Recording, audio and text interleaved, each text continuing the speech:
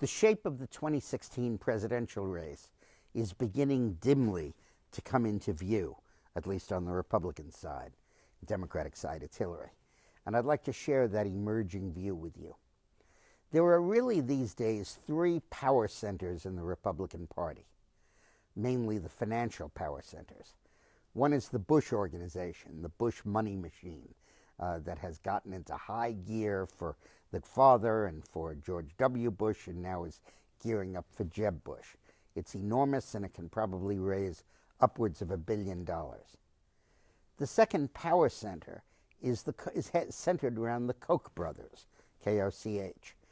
David and Charles Koch have amassed a very strong organization of rich people who are determined, largely for patriotic reasons, to save the United States.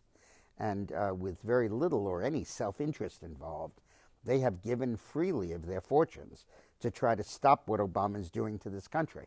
A lot of the victory in 2010 and 2014 is attributable to the Koch financial influence. Now, the Koch brothers don't give it all their own money. There's a whole network that they tap into, including some relatively small donors. But it has a lot to do with the Tea Party and a lot to do with the whole movement of economic conservatism. Not that the Tea Party is funded by them, but that it's a similar group. And through an organization called Americans for Prosperity, working with the Tea Party, they kind of provide the ground forces that underscore a lot of the Koch initiatives. So that's kind of the second power center. And the third power center are the evangelicals, who are separate. Most of the Tea Party people are evangelical. Very few of the wealthy Bush donors are evangelical. And they have sort of their own organization, their own fundraising stream, and their own candidate. Well, at the moment, it's looking, of course, that Jeb Bush will run and will be the candidate of the Bush machine. Now, the Koch organization could support any one of a number of candidates. There are 8 or 9 of them that are appropriately conservative, appropriately honest, and would satisfy the highly patriotic motivation behind the Koch brothers and their people. But the one that seems to be emerging from the pack is Scott Walker. They like his record as governor. They like that he's independent.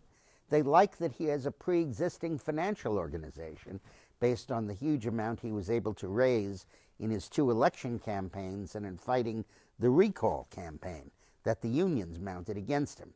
They love his record of standing up to labor, and he meets all the other credentials as a conservative.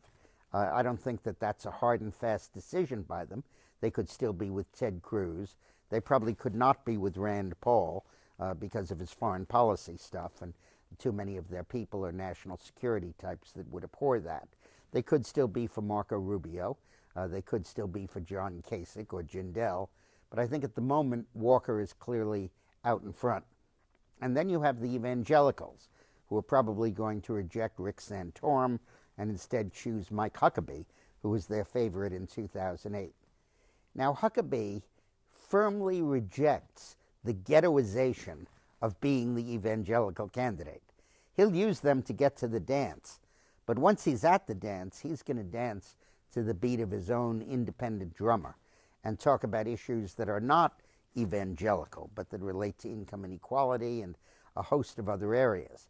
And there is a populist tinge to Huckabee's rhetoric and Huckabee's approach, reminiscent in a sense of some of the left wing on Occupy Wall Street against the elites that are running Wall Street and, in his view and mine, really running America into the ground.